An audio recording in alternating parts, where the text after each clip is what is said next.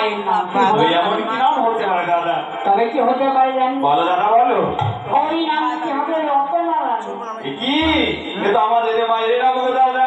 তাই তো রে ভাই। তবে আমাদের মায়ের নামে পুরোটা মায়ের নামে কি এক হবে বলতে পারো দাদা? কি তো হয়ে যাচ্ছে? একবার জিজ্ঞেস করে দেখো না দাদা। ও গো কন্যা, বলো শুধু বুঝলাম তোমার কথা শুনে তোমার মায়ের নাম হলো রতনারানী।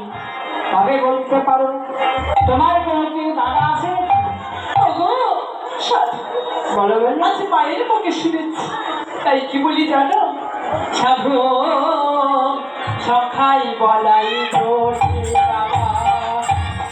ও গো সাধু, বলো বলো। শোনো শোনো, আর সংখ্যা বলে যাবে দুই দাদা ছিল, তারা কোথায় গেছে জানো? কোথায় গেছে?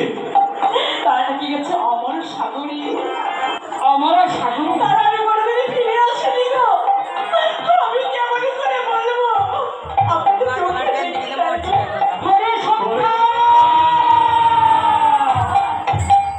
ওগো দাদা। ও গো সাধু, দাদা বলো। আজ আমি কি করে পেলাম বলতে পারো দাদা গো? আজ ফিরে আসবে।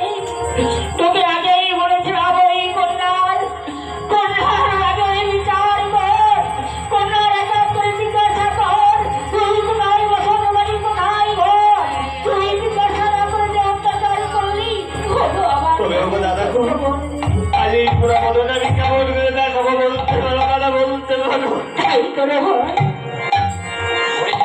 ও গো সাধু, বলো বলো। তাই কি বলি জানো? বলো। একটু আগে না সখাই বলাই দোষী ভাই।